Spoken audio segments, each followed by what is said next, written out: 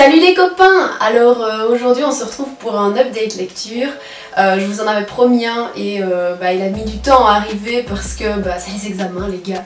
Donc voilà. J'ai encore des livres qui datent d'avril à vous présenter. Oui, j'ai quand même un peu tardé mais c'était pas évident. Et comme vous avez pu le voir, j'ai fait mon annonce officielle sur Instagram, comme quoi je faisais des vidéos, voilà. Certains m'ont démasqué directement en découvrant ma page Instagram et puis de là ils ont trouvé ma chaîne YouTube et ils ont regardé mes vidéos. C'est assez drôle de voir les gens me dire que je leur faisais des cachotteries, etc. Mais c'est vrai que j'étais pas vraiment prête à en parler, en fait j'avais un peu peur. Voilà, maintenant c'est dit, tout le monde le sait, c'est plus un secret et on va entrer directement dans le vif du sujet pour ceux que ça intéresse et pour toi qui regarde la vidéo. Donc on va commencer tout de suite. Je ne sais plus l'ordre dans lequel j'ai lu les livres, donc du coup je vais m'aider de Goodreads parce que en avril j'ai terminé la saga Grisha. Donc j'ai lu le tome 2 et le tome 3. Je vais pas vous faire un résumé parce que vu que c'est une saga, s'il y en a certains qui ont envie de la lire, j'ai pas envie de vous dire ce qui se passe en fait. Tout ce que je peux vous dire c'est que j'étais un petit peu déçue du tome 2 et le tome 3 ne m'a pas transcendée en fait. Je trouve que c'est vraiment le genre de saga où le premier tome est vraiment super. On entre directement dans le vif du sujet et on est vraiment pris par l'univers et par l'histoire. Donc ça m'a vraiment plu. Le premier tome, il n'y a rien à dire. Mais le deuxième, en fait je l'ai pas trouvé si utile que ça. Je trouve que le tome 2 et le tome 3 auraient pu être rassemblés, que ce soit une duologie plutôt qu'une trilogie en fait. Je trouvais que le tome 2 n'amenait pas forcément d'informations très importantes. Bon après c'est pas tout frais dans ma tête parce que ça date quand même d'il y a un mois et demi. Le tome 3 était mieux que le 2 et disons que la fin, c'est pas que je m'attendais à la fin, mais disons que il n'y a pas d'éléments qui m'ont vraiment étonnée et qui m'ont laissé de marbre on va dire. Du coup j'étais un petit peu déçue. Après l'univers continue à me plaire toujours autant, cette Russie revisitée etc. Je trouve que c'est vraiment super chouette et tout ce qui a été mis en place pour l'univers, pour l'histoire, tout est vraiment intéressant et bien pensé. Mais le deuxième tome et le troisième tome sont pas des coups de cœur par rapport au tome 1. Donc voilà, maintenant j'ai très hâte de lire Six of Crows. Je pense que je les lirai pendant l'été histoire de savourer à fond mes lectures et pour pouvoir lire King of Scares après qui est là. Donc voilà au niveau de cette saga.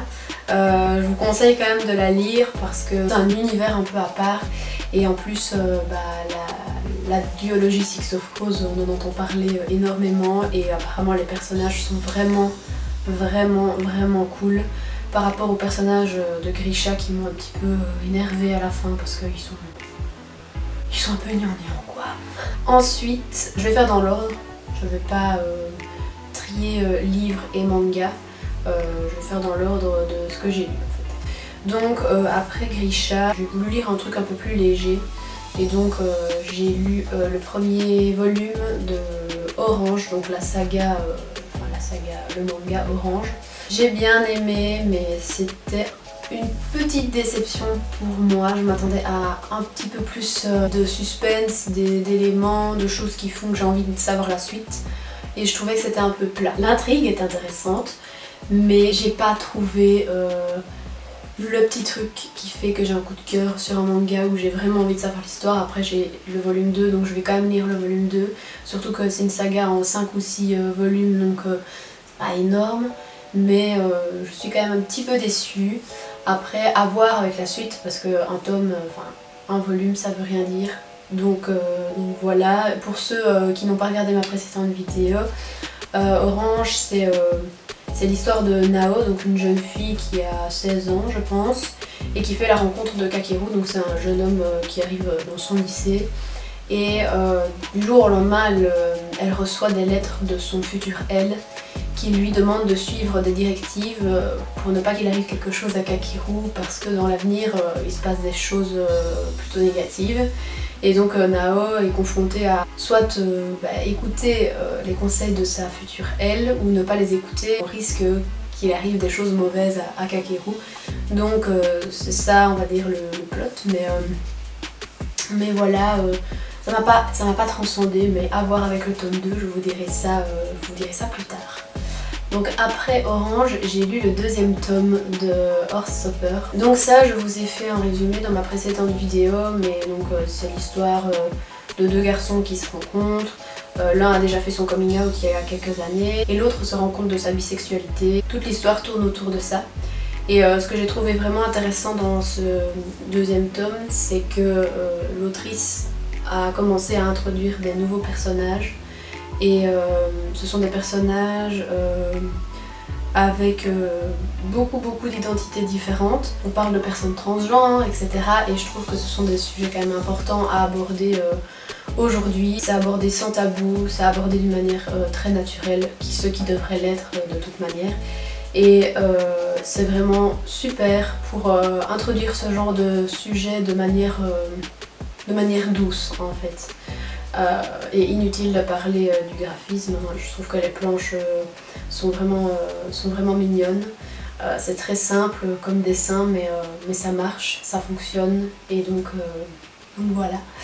Je vous conseille vraiment de le lire parce que ça se lit très facilement, c'est léger, ça fait du bien, et voilà. Pour ceux qui par exemple ont envie de commencer à lire en anglais, je conseille vraiment ce genre de lecture, c'est vraiment très facile. Et c'est vraiment très intéressant et très mignon. Donc voilà, lisez Heartstopper les gars, parce que c'est vraiment trop chouette. Donc le cinquième et dernier livre que j'ai lu pour le mois d'avril et le mois de mai, il s'agit du cinquième et dernier tome de Percy Jackson. Donc Percy Jackson est le dernier Olympien. C'est, je pense, ma plus belle lecture d'avril-mai. Ah non, parce qu'il y avait Extincta en avril. Donc c'est ma plus belle lecture de mai. C'était vraiment un super bon moment. Comme je vous le disais dans ma précédente vidéo, j'avais un petit peu peur de le commencer parce que j'avais pas envie d'être déçue de la fin. Et l'auteur, donc Rick Riordan, a su très bien mettre fin à cette saga. Tous les personnages ont une fin juste, je trouve. Tout est bien ficelé, tout est bien écrit, tout est très bien pensé pour cette fin. Donc je suis vraiment contente de l'avoir lu. Je l'ai lu très vite, je l'ai lu en 3 jours je pense. Voilà, c'était un coup de cœur. Je sais pas si certains d'entre vous lisent de la littérature jeunesse, mais si ça vous intéresse, si vous avez envie de lire quelque chose qui vous prend pas la tête et quelque chose de facile, et que vous aimez la fantasy, je vous conseille vivement. C'est vraiment super. C'est très intéressant en plus parce qu'on a tout ce côté mythologie et voilà, c'est toujours sympa d'en apprendre plus là-dessus, je trouve. Je trouve vraiment que l'auteur a su finir cette saga parfaitement. Voilà, donc au final j'avais peur d'être déçue de la fin, j'ai aucune déception, je trouve que c'était la fin qu'il fallait en fait.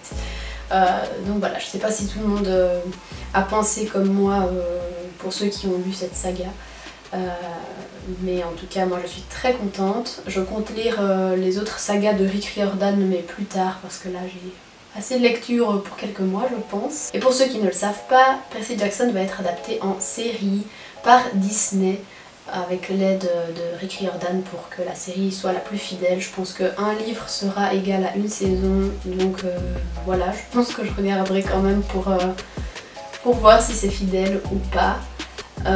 Donc voilà, en tout cas c'était une très belle lecture.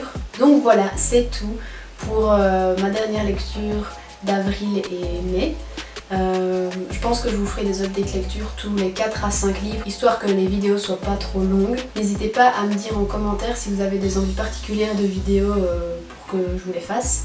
Et dites-moi aussi ce que vous lisez, si vous lisez quelque chose en ce moment. N'hésitez pas à mettre un petit pouce bleu à ma vidéo si ça vous a plu et à vous abonner si vous êtes intéressé par ma chaîne. D'ici là, je vous souhaite de belles lectures et bonne chance à ceux qui sont également en examen.